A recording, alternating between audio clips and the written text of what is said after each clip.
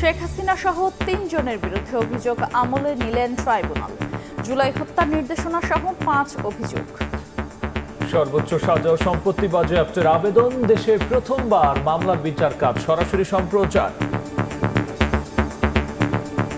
তারা বসে কোথায় আক্রমণ হবে, কাকে মারা হবে, কাকে ধরা হবে, এই প্ল্যানগুলো করত। এদের বিরুদ্ধে যথাযথ বিচারের মাধ্যমে সর্বোচ্চ শাস্তি দান, আসামিদের সম্পত্তি বাজেয়াপ্ত করে ক্ষতিগ্রস্তদের অনুকূলে অর্পণ করার আদেশ দানের আজ্ঞা হয়। দেখছিলেন প্রধান শিরোনাম। রাতের সময় সঙ্গে আছে আমি আফরোজা মৌটুসী এবং আমি গোলাম রাব্বি। এবার অন্যান্য শীর্ষ সংবাদ। হাইকোর্টের রায় বাতিলে নিবন্ধন ফিরে পাওয়ার পথ তৈরি হলো জামায়াতের। প্রতীকের বিষয়ে সিদ্ধান্ত নেবে নির্বাচন কমিশন। রায় পর্যালোচনা করে পদক্ষেপ নেবে ইসি। ডিসেম্বরে নির্বাচন দিলে সসম্মানে বিদায় নিতে পারবেন ডক্টর ইউনূস। দেরি হলে অনিশ্চয়তা করবে ভোট, বলছে বিএনপি। রোডম্যাপ না দিয়ে বারবার আলোচনায় হতাশা। স্বৈরাচারী সরকারের দুঃশাসনে পিছু হটেছে বিদেশি বিনিয়োগকারীরা, মন্তব্য প্রধান উপদেষ্টার। বাংলাদেশকে উৎপাদন কেন্দ্র হিসেবে গড়তে চীনা ব্যবসায়ীদের প্রতি আহ্বান। গণ অভ্যুত্থান পরবর্তী বাজেট ঘোষণাকাল কর নীতিতে বড় পরিবর্তনের আভাস। অপরিবর্তিত থাকছে ব্যক্তি করমুক্ত আয়সীমা।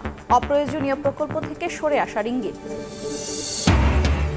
এবং টানা বৃষ্টিতে টিলা ধস, সিলেটে প্রাণ গেল একই পরিবারের 4 জনের। ভারী বর্ষণ ও উজানের ঢলে বিপদসীমার উপরে বইছে উত্তর পূর্বের নদ নদী, ডুবেছে নিম্নাঞ্চল।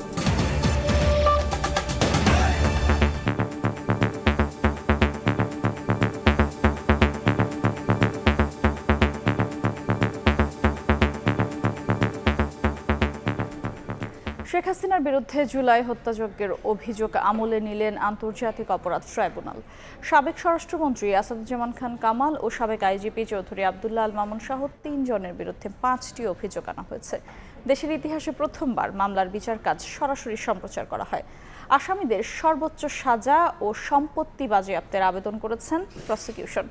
চিফ প্রসিকিউটর জানান, প্রতিশোধ নয়, বিচার হবে প্রমাণ নির্ভর। ঘটিত অপরাধসমূহ আসামি শেখ হাসিনা, আসাদুজ্জামান কামাল, আসামি চৌধুরী আবদুল্লাহ আল মামুনের বিরুদ্ধে জুলাই জুড়ে হত্যাযজ্ঞ চালাতে কি কি করেছিলেন শেখ হাসিনা তা যখন ট্রাইব্যুনালে তুলে ধরেন চিফ প্রসিকিউটর, তখন এজলাসে পিন পতন নীরবতা। শেখ হাসিনা সহ 3 আসামির আনুষ্ঠানিকভাবে বিচার শুরুর প্রক্রিয়া দেশের ইতিহাসে প্রথমবারের মতো সরাসরি সম্প্রচার করা হয়। আসামিদের কর্তৃক সংগঠিত শুরুতে আওয়ামী লীগের দুঃশাসন, ফ্যাসিবাদী হয়ে ওঠার প্রেক্ষাপট তুলে ধরেন চিফ প্রসিকিউটর। 13টি ভলিউমে 8,500 পৃষ্ঠার অভিযোগপত্রে গুম খুন নির্যাতনের বর্ণনাও তুলে ধরা হয়। আবু সাইদ নিহত হওয়ার পর তার মৃতদেহ 135 পৃষ্ঠার মূল আনুষ্ঠানিক অভিযোগে বলা হয়, অপরাধের নিউক্লিয়াস এবং অপরাধীদের প্রাণভোমরা ছিলেন শেখ হাসিনা। গ্যাং অফ 4 হিসেবে ওবায়দুল কাদের, আসাদুজ্জামান খান কামাল, সালমান এফ রহমান, আনিসুল হকের নাম উল্লেখ করেন তিনি। 4 জন ব্যক্তিকে নিয়ে একটা বিশেষ কমিটি ছিল। সেই কমিটি বসে, কমিটির সদস্য ছিলেন আসাদুজ্জামান খান কামাল, সালমান এফ রহমান, ওবায়দুল কাদের এবং আনিসুল হক। তারা বসে সরকারের ক্যাবিনেটের বাইরে মিনি ক্যাবিনেট হয়ে কোথায় আক্রমণ হবে, কাকে মারা হবে, কাকে ধরা হবে, এই প্ল্যানগুলো করতো। এই জন্য এদেরকে গ্যাং অফ 4 বলা। আনুষ্ঠানিক অভিযোগে আরও বলা হয়, রাজনৈতিক সিদ্ধান্তে আওয়ামী লীগ, যুবলীগ, ছাত্রলীগ ও 14 দল যে মানবতাবিরোধী অপরাধ করেছে তা ক্রিমিনাল সংগঠন হিসেবে গণ্য করা শামিল। নিরীহ নিরস্ত্র ছাত্র জনতার উপরে যে মানবতা বিরোধী অপরাধ সংগঠন করেছে তাদেরকে ক্রিমিনাল অর্গানাইজেশন বা অপরাধী সংগঠন হিসেবে গণ্য করার শামিল। এদিন শেখ হাসিনা সহ 3 জনের সর্বোচ্চ শাস্তি ও সম্পত্তি বাজেয়াপ্তের আবেদন করে চিফ প্রসিকিউটর। আদালত অভিযোগ আমলে নিয়ে শেখ হাসিনা ও আসাদুজ্জামান খান কামালের বিরুদ্ধে নতুন করে গ্রেফতারি পরোয়ানা জারি করেন। মামলার পরবর্তী শুনানি 16 জুন। এদের বিরুদ্ধে যথাযথ বিচারের মাধ্যমে উক্ত আইনের 20 এ ধারা মতে সর্বোচ্চ শাস্তি দান অথবা মাননীয় ট্রাইব্যুনাল অন্য যেরূপ বিবেচনা করবেন সেরূপ আদেশ দানে আজ্ঞা হয়। আইনের 20 এ ধারা মোতাবেক আসামিদের সম্পত্তি বাজেয়াপ্ত করে ক্ষতিগ্রস্তদের অনুকূলে অর্পণ করার আদেশ দানের আজ্ঞা হয়। তাজুল ইসলাম বলেন, প্রতিশোধমূলক নয়, বিচার হবে প্রমাণ নির্ভর, যেন নতুন বাংলাদেশে আর ফ্যাসিবাদী এই শক্তি ফিরে আসতে না পারে। আফজাল হোসেন, সময় সংবাদ, ঢাকা। হাইকোর্টের রায় বাতিলের মাধ্যমে নিবন্ধন ফিরে পাওয়ার পথ তৈরি হলো জামায়াতে ইসলামের। দলটির প্রতীক সহ অনিষ্পন্ন বিষয়ে সিদ্ধান্ত নেবে ইসি। আপিল বিভাগের রায়ে সন্তোষ প্রকাশ করে জামায়াতের আইনজীবী বলছেন, দাঁড়িপাল্লা প্রতীক ফিরে পেতেও আশাবাদী তারা। আর ইসির আইনজীবী বলছেন, রায় পর্যালোচনা করে পদক্ষেপ নেবে নির্বাচন কমিশন। আওয়ামী লীগের সময়ে দলের নিবন্ধন হারায় বাংলাদেশ জামায়াত ইসলামী। সে সময় নিবন্ধন ফিরে পেতে আইনি লড়াইয়ে তৎপর হতে পারেনি জামায়াত। 5 আগস্ট রাজনৈতিক পট পরিবর্তনের পর নতুন করে নিবন্ধন ও প্রতীক ফিরে পেতে আইনি লড়াই শুরু করে দলটির আইনজীবীরা। ফেব্রুয়ারি থেকে মে 4 মাসে কয়েক কার্যদিবস আইনি যুক্তিতর্ক উপস্থাপন করেন তারা। রোববার যার সিদ্ধান্ত জানান সর্বোচ্চ আদালত।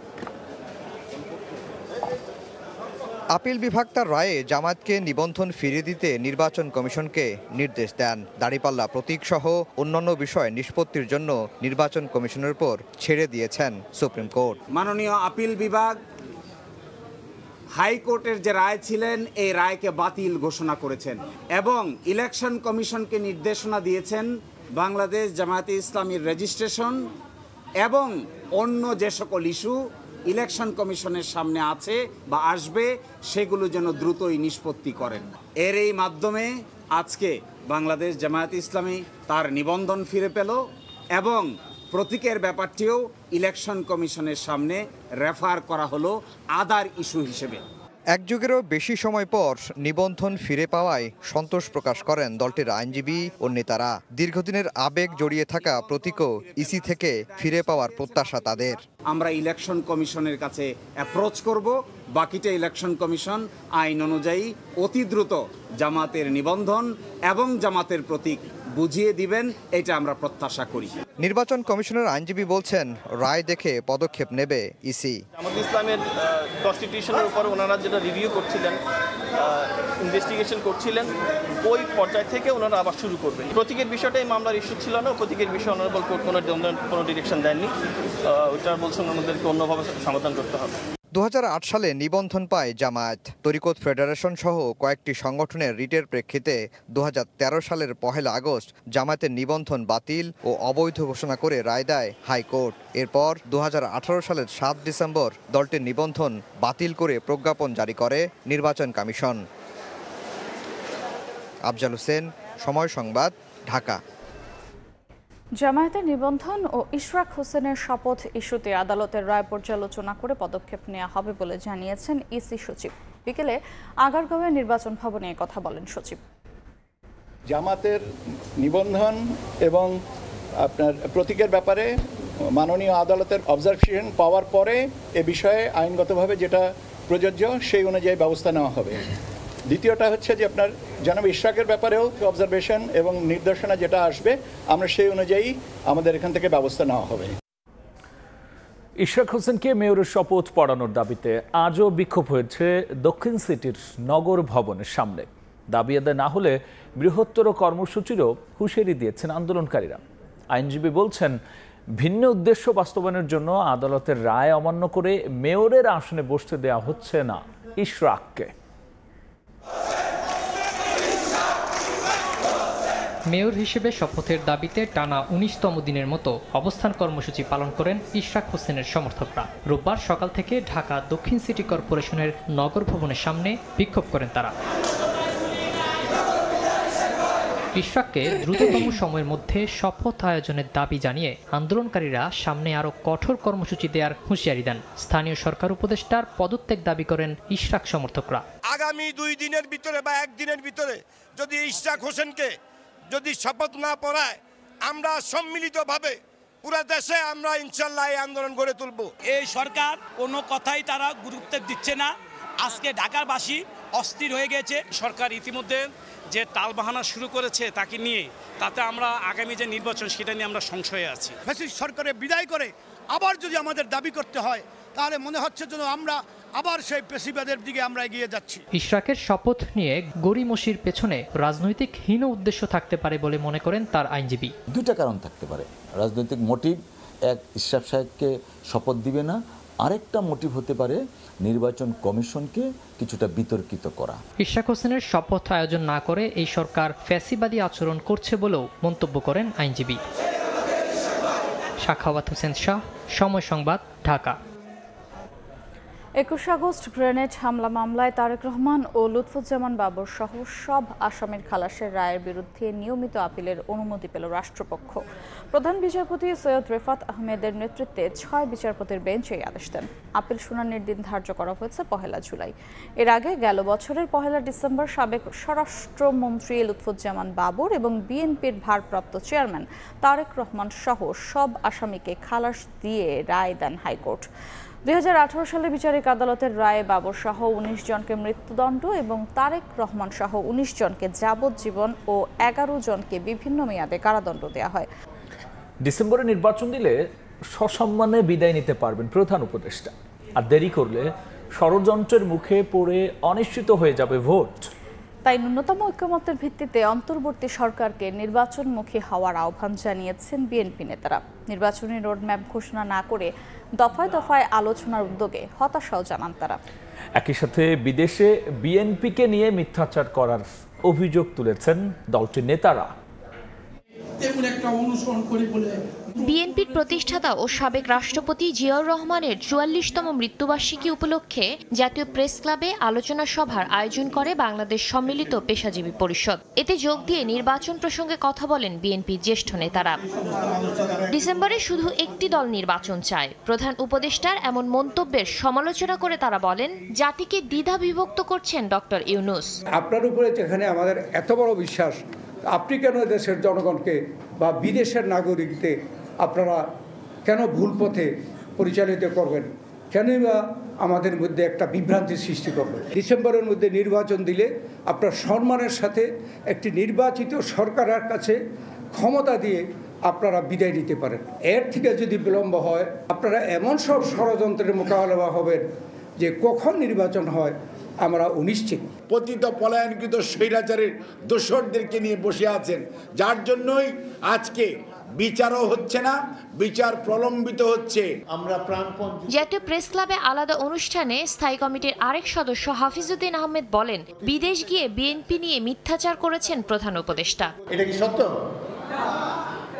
42টি দল তার সামনে গিয়ে বলেছেন যে আমরা ডিসেম্বরের মধ্যে নির্বাচন চাই। আমার স্পষ্ট মনে আছে, আমাদের সামনেই তিনি বলেছেন ডিসেম্বর মাসে নির্বাচন হবে। 2-3 দিন পরে এটা পরিবর্তন হয়ে গেল। মানবিক করিডোরের নামে দেশকে যুদ্ধের দিকে ঠেলে দেওয়ার তীব্র প্রতিবাদ জানান বিএনপি নেতারা। এটি আপনাদের জন্য সম্মানজনক নয়। শাতিলা শারমিন, সময় সংবাদ, ঢাকা।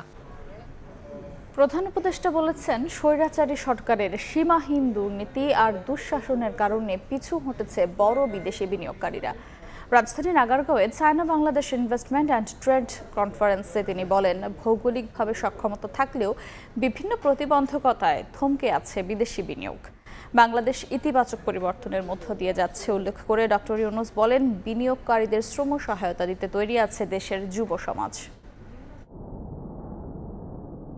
অন্তর্বর্তী সরকারের দায়িত্ব গ্রহণের পর গেল মার্চে চীন সফরে যান প্রধান উপদেষ্টা ডক্টর মোহাম্মদ ইউনূস।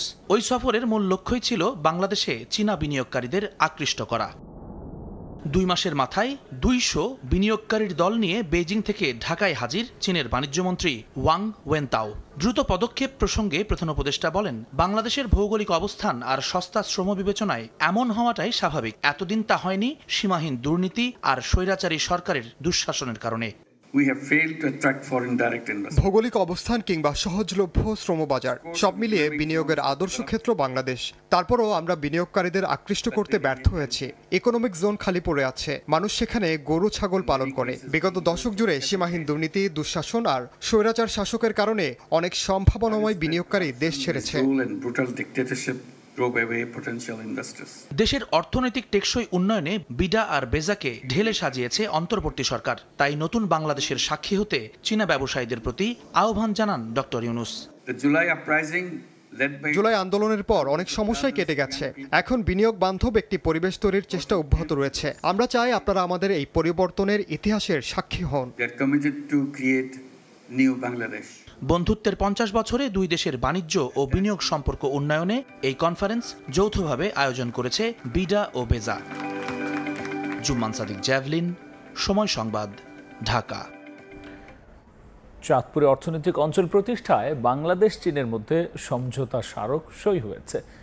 চীনের বিনিয়োগের দিকে ঝুঁকলে যুক্তরাষ্ট্রের শুল্ক রোষানলে পড়ার আশঙ্কা কতটুকু? এমন প্রশ্নে বিডা চেয়ারম্যান বলেছেন, বিনিয়োগের সঙ্গে রাজনীতির কোনো সম্পর্ক নেই এবং ভবিষ্যতেও এর প্রভাব পড়বে না। চীন বাংলাদেশ বিনিয়োগ ও বাণিজ্য সম্মেলনে চাঁদপুর অর্থনৈতিক অঞ্চল প্রতিষ্ঠায় বাংলাদেশ ও চীনের মধ্যে সমঝোতা স্মারক স্বাক্ষর হয়েছে। ৩,০০০ একরের এই প্রকল্প বাস্তবায়নে সময় লাগবে ৩ থেকে ৫ বছর। দেশের বিভিন্ন অঞ্চলে আরও অর্থনৈতিক অঞ্চল করার পরিকল্পনা রয়েছে তাদের। তার সাথে অনেক ব্যবসায়ী এসেছেন। এই অনুষ্ঠানে বিডার ও বেজার নির্বাহী চেয়ারম্যান আশিক চৌধুরী বলেন, ভিনদেশ থেকে বিনিয়োগ আনতে পারলে মজবুত হবে দ্বিপাক্ষিক সম্পর্ক। চীনের বিনিয়োগ যথাযথভাবে কাজে লাগানোর পরিকল্পনা করছে বাংলাদেশ সরকার। আমরা যদি বিভিন্ন দেশ থেকে একই সাথে বৈদেশিক বিনিয়োগকে নিয়ে আসতে পারি, সেক্ষেত্রে আমার ধারণা যে দ্বিপাক্ষিক সম্পর্কটা আরও শক্ত হবে। এখানে রাষ্ট্রীয় নিরাপত্তার কোনো প্রশ্ন নেই। আগামীবার যারাই ক্ষমতায় আসুক, যখনই ক্ষমতায় আসুক, তাদের জন্য ইনভেস্টমেন্ট প্রমোট করাটা একটা প্রাইমারি এজেন্ডা হবে। সো আমরা যা ইনভেস্টমেন্ট প্রমোট করার কাজ করতে থাকবো, ওনারা ওই কাজটাকে কন্টিনিউ করবেন। চীনের বিনিয়োগের দিকে ঝুঁকলে যুক্তরাষ্ট্রের শুল্ক রোষানলে পড়ার আশঙ্কা কতটুকু? এই প্রশ্নের উত্তরে আশিক চৌধুরী বলেন, বিনিয়োগের সঙ্গে রাজনীতির কোনো সম্পর্ক নেই এবং ভবিষ্যতেও এর কোনো প্রভাব পড়বে না। আমাদের সাথে যুক্তরাষ্ট্রের তো এখনো দ্বিপাক্ষিক আলোচনা চলছে। সো এটার ফাইনাল আউটকাম কোথায় গিয়ে দাঁড়াবে এটা আমরা এখনো জানি না। সো আমরা আশাবাদী। তো তাদের প্রফিটেবিলিটি যখন বাড়বে তখন তো তারা ওভারঅল এমনিতেও দেশে উপকৃত হবে। সেই সেন্সে তারা আমাদেরকে আসলে কোঅপারেট করতে রাজি হয়েছে। বাংলাদেশ অর্থনৈতিক অঞ্চল কর্তৃপক্ষ এবং বাংলাদেশ বিনিয়োগ উন্নয়ন কর্তৃপক্ষের যৌথ আয়োজনে সোলার, টেক্সটাইল, মেটাল, কৃষি সহ বিভিন্ন খাতের ১৪৩টি কোম্পানির প্রায় ২৫০ বিনিয়োগকারী অংশগ্রহণ করেন। তারা ভবিষ্যতে বাংলাদেশে বিভিন্ন খাতে বিনিয়োগের আগ্রহ প্রকাশ করেন। সাদিক হাসান ইমন, সময় সংবাদ, ঢাকা। ডক্টর ইউনূসের জাপান সফরে ৪১৮ মিলিয়ন ঋণ সহায়তার আশ্বাস পাওয়া গেছে। মাতারবাড়ি সহ দেশের বিভিন্ন প্রকল্পে বিনিয়োগ সহায়তার আশ্বাসও মিলেছে বলে জানিয়েছেন প্রেস সচিব শফিকুল আলম। কাল ঐক্যমত্য কমিশনের দ্বিতীয় ধাপের বৈঠকে সংস্কার ও জুলাই সনদের বিষয়ে চূড়ান্ত পর্যায়ে উপনীত হওয়ার আশা প্রকাশ করেছেন উপপ্রেস সচিব আজাদ মজুমদার। অন্তর্বর্তী সরকারের প্রধান উপদেষ্টা ডক্টর মোহাম্মদ ইউনূসের জাপান সফরের বিস্তারিত তুলে ধরতে ফরেন সার্ভিস একাডেমিতে প্রেস উইংয়ের এই সংবাদ সম্মেলন। জাপানের মধ্যে যে প্রধান উপদেষ্টার জাপান সফর সফল হয়েছে দাবি করে প্রেস সচিব শফিকুল আলম বলেন, বাংলাদেশ জাপানের দ্বিপাক্ষিক সম্পর্ক আরও গভীর হবে। মাতারবাড়ি প্রকল্পে $29 মিলিয়ন প্রয়োজন, যার বড় অংশ বিনিয়োগ করবে জাপান। সফরে ৪১৮ মিলিয়ন মার্কিন ডলার সহায়তার আশ্বাস পেয়েছে বাংলাদেশ। ১ লাখ জনশক্তি রপ্তানিতে জাপান সম্মতি দিয়েছে বলেও জানান প্রেস সচিব। ইন্টারিম গভর্নমেন্ট যে এই মিডি নিয়ে মানে Maheshkhali Matarbari integrated development initiative, এটা নিয়ে যে একটা মাস্টার প্ল্যান করতে যাচ্ছেন, সেখানে তারা সর্বাত্মক সহযোগিতার আশ্বাস দিয়েছেন। তারা ৪১৮ মিলিয়ন ডলার আমাদেরকে দিবে আশ্বাস জানিয়েছে। এটার এই সংক্রান্ত নোট এক্সচেঞ্জ হয়েছে। উপপ্রেস সচিব আজাদ মজুমদার জানান, সোমবার থেকে শুরু হওয়া জাতীয় ঐক্যমত্য কমিশনের দ্বিতীয় ধাপের বৈঠকে সংস্কার ও জুলাই সনদের বিষয়ে চূড়ান্ত পর্যায়ে উপনীত হওয়া যাবে। দ্বিতীয় দফায় আলোচনা শুরু করার জন্য সংস্কার প্রক্রিয়া নিয়ে আমাদের মাননীয় প্রধান উপদেষ্টা এই আলোচনার উদ্বোধন করবেন। আলোচনাটা এই ফরেন সার্ভিস একাডেমিতে শুরু হবে। এই আলোচনাটা শেষেই ওনারা জুলাই চার্টার যেটা নিয়ে কাজ করা হচ্ছে সেই বিষয়ে একটা সুস্পষ্ট ঘোষণা দিতে পারবে। সংবাদ সম্মেলনে প্রেস উইং জানায়, প্রধান উপদেষ্টার ঘোষিত সময়ের বাইরে নির্বাচন যাওয়ার সুযোগ নেই। জুন 30 মানে 30 জুনের মধ্যে, এটা আগেও হতে পারে 30 জুনে, মানে এর বেশি যাবে না। শফিকুজ্জামান রুবেল, সময় সংবাদ, ঢাকা। শেখ হাসিনা সরকার পতনের পর নতুন রাজনৈতিক পরিস্থিতিতে বাজেট দিতে যাচ্ছে অন্তর্বর্তী সরকার। আগামীকাল বিকাল ৩টায় বেতার টেলিভিশনে বাজেট ঘোষণা করবেন অর্থ উপদেষ্টা ডক্টর সালেউদ্দিন আহমেদ। আকার হতে পারে ৭,৯০,০০০ কোটি টাকা। প্রাধান্য পাচ্ছে মূল্যস্ফীতি নিয়ন্ত্রণ। জুলাই গণঅভ্যুত্থানে হাসিনা সরকারের পতনের পর দায়িত্ব নেয় অন্তর্বর্তী সরকার। অর্থনীতিকে টেনে তুলতে সরকারি প্রচেষ্টার নীতি প্রতিফলন থাকতে পারে তাদের নেয়া প্রথম বাজেটে। সোমবার বিকেলে বেতার ও টেলিভিশনে ২০২৫-২৬ অর্থ বছরের বাজেট ঘোষণা করবেন অর্থ উপদেষ্টা ডক্টর সালেউদ্দিন আহমেদ। তার আগে উপদেষ্টা পরিষদের বৈঠকে পাশ হবে প্রস্তাবিত ওই বাজেট। নতুন বাজেটের আকার হতে পারে 7,90,000 কোটি টাকা, যেখানে কর আহরণের লক্ষ্যমাত্রা হতে পারে 5,64,000 কোটি টাকা। জিডিপি প্রবৃদ্ধির লক্ষ্য থাকতে পারে 5.5%, মূল্যস্ফীতি 6.5%। বার্ষিক উন্নয়ন কর্মসূচির আকার নির্ধারিত হয়েছে 2,30,000 কোটি টাকা। জীবনযাত্রার ব্যয় কমিয়ে আনাই গুরুত্ব পাবে বাজেটে। চলতি বাজেটে প্রথমবারের মতো পরপর 2 বছরের কর নীতি ঘোষণা করতে পারেন অর্থ উপদেষ্টা। বাড়ছে না করমুক্ত ব্যক্তি আয়সীমা, তবে 2026-27 কর বর্ষ থেকে এটি বাড়িয়ে 3,75,000 টাকা করার সিদ্ধান্ত আসতে পারে। একই কর বর্ষ থেকে মুক্তিযোদ্ধাদের পাশাপাশি গ্যাজেটভুক্ত জুলাই যোদ্ধাদের করমুক্ত আয়সীমা হতে পারে 5,25,000 টাকা। এছাড়া এলডিসি গ্র্যাজুয়েশন পরবর্তী সক্ষমতা বাড়াতে কর নীতিতে আসতে পারে বড় পরিবর্তন, যার অংশ হিসেবে স্থানীয় শিল্প সুরক্ষার নীতি থেকে সরে আসার ঘোষণা আসতে পারে। শিল্প খাতের কর অব্যাহতির মেয়াদ 30 জুনের পর আর না বাড়ার সম্ভাবনা আছে। এছাড়া বিভিন্ন খাতে ভ্যাট ও শুল্ক অব্যাহতির সুবিধা কমিয়ে আনার ঘোষণাও থাকতে পারে নতুন বাজেটে। ইয়ানুর শিফাত, সময় সংবাদ, ঢাকা। টানা বৃষ্টিতে টিলা ধসে সিলেটে প্রাণ গেল একই পরিবারের 4 জনের। ভারী বর্ষণ ও উজানের ঢলে বিপদসীমার উপরে বইছে সুরমা, কুশিয়ারা সহ উত্তর পূর্বের নদ নদীর পানি, ডুবেছে নিম্নাঞ্চল। পাহাড় ধসের শঙ্কায় বান্দরবান ও রাঙ্গামাটিতে খোলা হয়েছে আশ্রয়কেন্দ্র। আগামী 48 থেকে 72 ঘন্টা বৃষ্টিপাত অব্যাহত থাকবে বলে জানিয়েছে আবহাওয়া অফিস। টানা বর্ষণ ও উজান থেকে নেমে আসা পাহাড়ি ঢলে পানি বেড়ে তলিয়েছে ঘরবাড়ি, রাস্তাঘাট। হাঁটু পানি মারিয়ে গন্তব্যে যেতে দুর্ভোগের শেষ নেই দুর্গতদের। অনেকের কাছে নৌকায় এখন ভরসা। সিলেটের সুরমা, কুশিয়ারা ও মনু নদীর পানি বিপদসীমার ওপর দিয়ে বইছে। গোয়ানঘাটে তলিয়ে গেছে নিম্নাঞ্চল, এতে পানিবন্দী হয়ে পড়েছেন গুচ্ছ গ্রামের বাসিন্দারা। অনেকে প্রয়োজনীয় জিনিসপত্র নিয়ে এলাকা ছাড়েন। আমার 3 বাচ্চা লয়ে এখন বর্তমানে পানির মাঝে আছি। আদাত পানি বাড়লে আমাদের সমস্যা হয়ে যাবে। বাইতিটাও তো আশ্রয়কেন্দ্র যখন আমরা তো বাড়ি গরু নাই। শনিবার রাতে প্রবল বৃষ্টিপাতে গোলাপগঞ্জ উপজেলার লক্ষণাবাদ ইউনিয়নের বখতিয়ার ঘাট গ্রামে আধাপাকা ঘরের উপর টিলা ধসে পড়ে। এতে মাটির নিচে চাপা পড়ে মারা যায় 2 শিশুসহ একই পরিবারের 4 জন। মৌলভীবাজারের মনু ও ধলাই নদীর পানি অস্বাভাবিকভাবে বৃদ্ধি পাচ্ছে। সদর উপজেলার বর্ষিজোড়া আশ্রয়ণ প্রকল্প তলিয়ে যাওয়ায় দুর্ভোগে পড়েছেন বাসিন্দারা। টানা বৃষ্টিতে হবিগঞ্জ শহরে জলাবদ্ধতার সৃষ্টি হয়েছে। তলিয়ে গেছে পানি উন্নয়ন ভবন, জেলা প্রশাসক ও পুলিশ সুপারের বাসভবনের সামনের সড়ক। টানা বর্ষণে ভারতের উজান থেকে নেমে আসা পাহাড়ি ঢলে ব্রাহ্মণবাড়িয়ার আখাউড়া উপজেলার নিম্নাঞ্চলের অন্তত 10টি গ্রাম প্লাবিত হয়েছে। তলিয়ে গেছে আখাউড়া স্থলবন্দর সড়ক। ভারী বর্ষণে পার্বত্য জেলা রাঙামাটিতে পাহাড় ধসের শঙ্কা দেখা দিয়েছে। ঝুঁকিতে বসবাসকারীদের আশ্রয় কেন্দ্রে যাওয়ার নির্দেশ দিয়েছে জেলা প্রশাসন। সদর উপজেলায় 26টি আশ্রয় কেন্দ্রের মধ্যে 2টিতে 141 জন অবস্থান করছেন।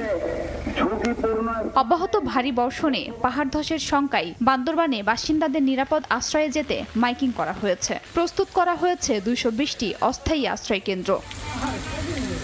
অতিবৃষ্টিতে খাগড়াছড়ি সদর উপজেলার নেন্সিবাজার, মহালছড়ির ধুমনিঘাট ও ভুয়াছড়ির রাজশাহী টিলা এলাকায় সড়কে পাহাড় ধসে পড়ে। তাৎক্ষণিকভাবে সেনাবাহিনী ও ফায়ার সার্ভিস কর্মীরা কাজ করায় স্বাভাবিক হয় যান চলাচল। দক্ষিণ পশ্চিম মৌসুমী বায়ু সক্রিয় থাকায় ঋতুচক্রের কারণে ঢাকাসহ বিভিন্ন অঞ্চলে ভারী থেকে অতি ভারী বর্ষণ হতে পারে বলে জানিয়েছে আবহাওয়া অধিদপ্তর। খাদিজা স্বপ্না, সময় সংবাদ। প্রায় 100 কোটি টাকা ও $11 লাখ সন্দেহজনক লেনদেন এবং 35 কোটি টাকার বেশি অবৈধ সম্পদ অর্জনের অভিযোগে সাবেক মন্ত্রী ইঞ্জিনিয়ার খন্দকার মোশাররফ হোসেনের বিরুদ্ধে মামলা করেছে দুদক। এদিন নগদে অভিযান চালিয়ে চাকরি দেওয়ার ক্ষেত্রে অসঙ্গতি পাওয়ায় প্রধান উপদেষ্টার আইসিটি বিষয়ক বিশেষ সহকারী ব্যক্তিগত কর্মকর্তা আতিক মোর্শেদ ও তার স্ত্রী জাকিয়া সুলতানা জুঁইকে সোমবার তলব করেছে দুদক। আওয়ামী লীগ সরকারের আমলে মন্ত্রী থাকাকালে শেখ হাসিনার বিআই ইঞ্জিনিয়ার খন্দকার মোশাররফ হোসেনের বিরুদ্ধে লুটপাট ও দুর্নীতির অভিযোগ ওঠে। 5 আগস্ট রাজনৈতিক পট পরিবর্তনের পর অনুসন্ধানে নামে দুদক। মিলেছে অভিযোগের সত্যতাও।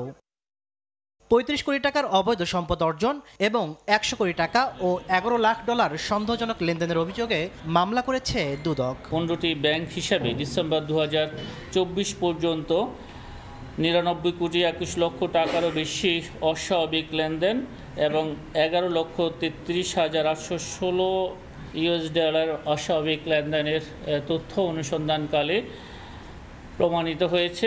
এদিন গত 2 মাসের বিল ভাউচারের মাধ্যমে প্রায় 150 কোটি টাকা আত্মসাতের অভিযোগে নগদের বনানী অফিসে অভিযান চালায় দুদক। এ সময় প্রধান উপদেষ্টার আইসিটি বিষয়ক বিশেষ সহকারী ফয়েজ আহমেদের ব্যক্তিগত কর্মকর্তা আতিক মোর্শেদের স্ত্রী জাকিয়া সুলতানা জুইকে নগদে নিয়োগের ক্ষেত্রে অনিয়মের প্রাথমিক সত্যতা পেয়েছে সংস্থাটি। প্রাথমিকভাবে স্ত্রীর যে নিয়োগের যে অভিযোগটা ওখানে কিছু সত্যতা পাওয়া গেছে, আর ভুয়া বিল ভাউচার বাবদ যে 150 কোটি টাকার যে আত্মসাতের অভিযোগটা, এটা এখনো আসলে অনেক কাগজপত্র সংগ্রহ করতে হবে এবং আমরা সেভাবে চাহিদাপত্র দিয়েছি। এদিকে এনআরবি গ্লোবাল ব্যাংক থেকে 100 কোটি টাকা আত্মসাতের অভিযোগে তমা ও ম্যাক্স গ্রুপের বিরুদ্ধে অনুসন্ধানে নেমেছে দুদক। তাসলিম তৌহিদ, সময় সংবাদ, ঢাকা। 5 দিন ধরে বন্ধ রয়েছে দেশের একমাত্র পূর্ণাঙ্গ বিশেষায়িত হাসপাতাল জাতীয় চক্ষু বিজ্ঞান ইনস্টিটিউট। দিনে প্রায় 2000 রোগী সেবা নেওয়া হাসপাতালে এখন কেবলই শুনশান নীরবতা। সেবা না পেয়ে ফিরে যাচ্ছেন অনেকেই। ভোগান্তিতে পড়ে হাসপাতাল ছেড়েছেন অধিকাংশ ভর্তি রোগীও। মমতাজ বেগম, বয়স 57 বছর। চোখের জটিলতায় প্রতি মাসে আসতে হয় জাতীয় চক্ষু বিজ্ঞান ইনস্টিটিউট হাসপাতালে, নিতে হয় পরবর্তী মাসের ঔষধ। সামনে ঈদের বন্ধ থাকবে ভেবেই আগেই এসেছেন ডাক্তার দেখাতে, কিন্তু হাসপাতালের প্রধান গেটই পার হতে পারেননি তিনি। তাই চোখের জলেই মমতাজের অপেক্ষা হাসপাতাল খোলার। টাকার সমস্যার কারণে বড় লোক যদি হইতাম তো দাঁড়াইতাম না। মমতাজ বেগমের মতো সারা দেশ থেকে আসা এমন অসংখ্য রোগী ফিরে যাচ্ছেন সেবা না পেয়ে, কেননা বন্ধ রয়েছে দেশের একমাত্র পূর্ণাঙ্গ বিশেষায়িত হাসপাতাল জাতীয় চক্ষু বিজ্ঞান ইনস্টিটিউট। এটা সমাধান আছে, যেহেতু জিওগ্রাফির সমাধান আছে, সমাধান করবে। এই জন্য কি হসপিটাল বন্ধ করে দিবে? তাহলে আমরা কোথায় যাবো এখন? সামান্য সিকিউরিটি চাকরি করি, সেইখান থেকে ছুটি নেওয়া যায় না, কিছু না, ছুটি নিয়ে আসছি, এসে দেখতেছি এখন হাসপাতাল বন্ধ। শুধু বাইরে থেকে আসা রোগীরা নয়, যারা হাসপাতালে ভর্তি আছেন তারাও পড়েছেন বিপাকে। অধিকাংশই ছেড়ে গেছেন হাসপাতাল। শেষ 5 দিনের মধ্যে আমরা 2 দিন কোনো খাবার টাবার কিছুই পাই নাই। পরবর্তীতে ছাত্ররা আমাদেরকে 2 দিন ধরে খাবার দিতেছে। চিকিৎসার আশায় বসে আছি, কিন্তু চিকিৎসা হইতেছে না। দুর্যোগ শুরু হয়েছে, এর জন্য তো কোনো চিকিৎসা হচ্ছে না, নার্স বা ডাক্তার কোনো কিছুই নাই। হাসপাতালে নিরাপত্তা বাহিনীর সদস্য ছাড়া দেখা মেলেনি কোনো কর্মকর্তা কিংবা কর্মচারীর। ভারপ্রাপ্ত পরিচালক জানালেন, চেষ্টা চলছে সমস্যা সমাধানের। সমাধান করার জন্য চেষ্টা চলছে উচ্চ পর্যায়ের মিনিস্ট্রি থেকে, এবং একটা কমিটি গঠন করে দেওয়া হয়েছে। ওনারা 3 দিনের ভিতরে রিপোর্ট তৈরি করে জমা দিবেন। জাতীয় চক্ষু বিজ্ঞান ইনস্টিটিউট হাসপাতালে নিরাপত্তাহীনতার অভিযোগ তুলে 28 মে থেকে কর্মবিরতি পালন করছেন চিকিৎসক, নার্স ও কর্মচারীরা। মনির হোসাইন, সময় সংবাদ, ঢাকা। অনুমোদনহীন ও মেয়াদোত্তীর্ণ কাঁচামাল দিয়ে তৈরি করা হয় চকলেট ও শিশুদের খাবার। রাজধানীর উত্তরায় সেনাবাহিনী ও ভোক্তা অধিকার অভিযান চালিয়ে কারখানা বন্ধ ও মালিককে করেছে জরিমানা। বক্সে বক্সে সাজানো চকলেট ও ক্যান্ডি। অস্বাস্থ্যকর পরিবেশে তৈরি করা হচ্ছে শিশুদের পছন্দের খাবার চকলেট। কর্মীদের নেই পরিচ্ছন্নতার উপকরণ কিংবা স্বাস্থ্যবিধির বালাই। এমনই চিত্র রাজধানীর উত্তরখানের একটি চকলেট ফ্যাক্টরি। সেনাবাহিনীর অভিযানে মিলেছে মেয়াদ উত্তীর্ণ ও অনুমোদনহীন কাঁচামাল, যা দিয়ে চকলেট তৈরি করে পাঠানো হয় দেশের বিভিন্ন প্রান্তে। এক পর্যায়ে সেনাবাহিনীর অভিযানে যুক্ত হয় জাতীয় ভোক্তা অধিকার সংরক্ষণ অধিদপ্তর। নিয়ম নীতি না মেনে শিশুদের জন্য ক্ষতিকারক এসব খাদ্যপণ্য তৈরির দায়ে বিভিন্ন ধারায় 7 লাখ টাকা জরিমানার পাশাপাশি ফ্যাক্টরির উৎপাদন কার্যক্রম বন্ধ রাখতে নির্দেশ দেওয়া হয় মালিককে। যে রং ব্যবহার করা হয়, এই রঙের মেয়াদ শেষ হয়েছে, অথচ সমানে এখন ব্যবহার করে যাচ্ছে।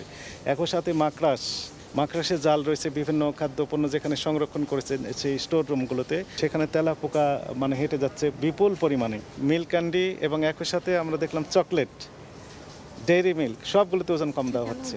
বিভিন্ন অনিয়মে এই প্রতিষ্ঠানটিকে 7 লক্ষ টাকা জরিমানা আরোপ করা হয়েছে এবং একই সাথে পরবর্তী নির্দেশ না দেওয়া পর্যন্ত জনস্বার্থে এই প্রতিষ্ঠানটির সকল প্রকার কার্যক্রম সাময়িকভাবে বন্ধের আদেশ দেওয়া হয়েছে। খাদ্যে ভেজাল বিরোধী অভিযান অব্যাহত রাখার কথা জানান ম্যাজিস্ট্রেট। শাবাব ওয়াসি, সময় সংবাদ, ঢাকা। বাংলাদেশের দক্ষিণ পূর্বাঞ্চলে মিলিটারি অপারেশনস জোন ঘোষণা শীর্ষক ভারতীয় গণমাধ্যম নর্থ ইস্ট নিউজের প্রতিবেদন মিথ্যা ও উদ্দেশ্য প্রণোদিত বলে জানিয়েছে আইএসপিআর। এক প্রতিবাদ লিপিতে জানানো হয়, এমন সংবাদ ভারতীয় কিছু গণমাধ্যমের পরিকল্পিত অপচেষ্টার অংশ, যার উদ্দেশ্য বাংলাদেশের অভ্যন্তরীণ স্থিতিশীলতা বিনষ্ট করা এবং সশস্ত্র বাহিনীর ভাবমূর্তিকে ক্ষুণ্ণ করা। প্রমাণবিহীন এই ধরনের কল্পনাপ্রসূত সংবাদ একটি বৃহত্তর ষড়যন্ত্রের অংশ, যা জনমনে বিভ্রান্তি ছড়ানো এবং বিভেদ উস্কে দেওয়ার অসৎ উদ্দেশ্যে তৈরি করা হয়েছে। বাংলাদেশ সেনাবাহিনী সবসময় সর্বোচ্চ পেশাদারিত্ব বজায় রেখে জাতীয় সার্বভৌমত্ব, অখণ্ডতা এবং সংবিধান রক্ষার জন্য নিরলসভাবে কাজ করে যাচ্ছে। জাতীয় স্বার্থে সেনাবাহিনী কখনোই আপোস করেনি আর ভবিষ্যতেও করবে না বলে জানানো হয়।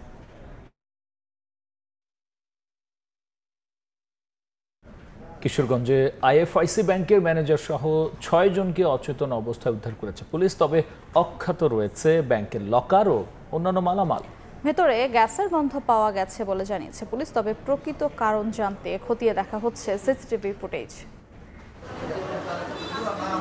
প্রতিদিনের মতোই স্বাভাবিক নিয়মে চলছিল কিশোরগঞ্জের কুলিয়ারচরের আইএফআইসি ব্যাংকের উপশাখার কার্যক্রম। দুপুরে গ্যাস ছেয়ে যায় পুরো অফিস কক্ষে।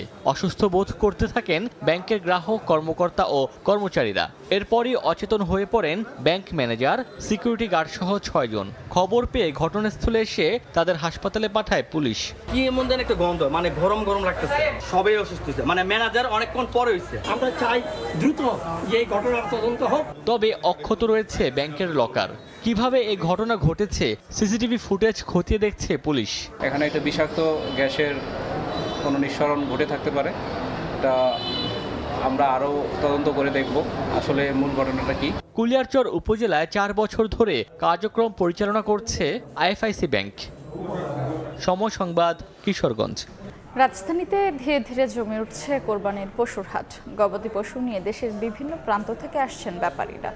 তবে এখনো কাঙ্ক্ষিত ক্রেতার দেখা নেই বলে দাবি ব্যবসায়ীদের। 2-1 দিনের মধ্যে জমে ওঠার অপেক্ষায় ব্যবসায়ীরা। হাকডাকে সরগরম রাজধানীর পশুর হাটগুলো। পবিত্র ঈদুল আজহার বাকি আর মাত্র কয়েকদিন, তাই দেশের বিভিন্ন প্রান্ত থেকে রাজধানীর পশুর হাটগুলোতে ভিড় করছেন ব্যাপারীরা। এবারও ছোট থেকে মাঝারি আকারের গবাদি পশুর সংখ্যাই বেশি। গেল বছরের ছাগল কাণ্ডের পর লোক দেখানোর প্রতিযোগিতা না থাকায় বাড়তি দামের পশু বিক্রি নিয়ে শঙ্কায় ব্যাপারীরা। তবে চাহিদা কম থাকলেও বড় পশুর সংখ্যাও কম নয় হাটগুলোতে। আর দাম নিয়ে ক্রেতা বিক্রেতাদের মধ্যে আছে বিস্তর মতপার্থক্য। যে গরু বেচছে আমি 8 লাখ, সেই গরু বলতেছে 5 লাখ, 4 লাখ। আমার কাছে মনে হচ্ছে এবার গরুর দামটা ভালো হবে। প্রচুর খরিদ্দার পাইছি, কিন্তু দাম কষানো শুধু দেখে দেখে চলে যাচ্ছে। গেল কয়েকদিন ধরে চলা বৈরী আবহাওয়ার প্রভাব পড়েছে পশুর হাটে। বৃষ্টির কারণে গবাদি পশু নিয়ে বিপাকে পড়েছেন ব্যাপারীরা। সঙ্গে ইজারাদারদের বিরুদ্ধে আছে নানা অসহযোগিতার অভিযোগ। আমরা সুবিধা দিতে পারে না, যেমন ভালো লাগবে ভালো দিতে পারতেছে না। কাঠের সমস্যা, একটু ডোগা টোগা, কমিটির সমস্যা বেশি। এদিকে ইজারাদাররা বলছেন ব্যাপারীদের সর্বোচ্চ সহায়তার চেষ্টা করছেন তারা, যাতে খামারি, ব্যাপারী কিংবা পশুর কোনো ক্ষতি না হয়। যারা বিভিন্ন জেলা থেকে গরু নিয়ে আসছে তাদের নিরাপত্তার স্বার্থে বা গরুর স্বার্থে আমরা পর্যাপ্তভাবে বালু সরবরাহ করছি এদেরকে। বিদ্যুতের লাইনের ব্যবস্থা করতেছি, শীঘ্রই সব ঠিক হয়ে যাবে ইনশাআল্লাহ। রাজধানীতে সাধারণত পশু কেনাকাটা জমে ঈদের 2-3 দিন আগে, তাই দেশের বিভিন্ন প্রান্ত থেকে প্রতিদিনই ট্রাকে ট্রাকে আসছে কোরবানির পশু। আল আমিন তুষার, সময় সংবাদ, ঢাকা। এ পর্যায়ে শীর্ষ সংবাদ জানিয়ে দিচ্ছি আরও একবার। হাইকোর্টের রায় বাতিলে নিবন্ধন ফিরে পাওয়ার পথ তৈরি হলো জামায়াতের। প্রতীকের বিষয়ে সিদ্ধান্ত নেবে নির্বাচন কমিশন। রায় পর্যালোচনা করে পদক্ষেপ নেবে ইসি।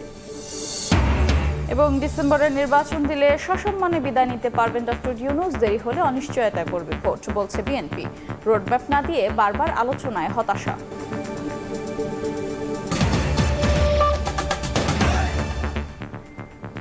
এই ছিল রাতের সময়। সঙ্গেই থাকুন সময়ের।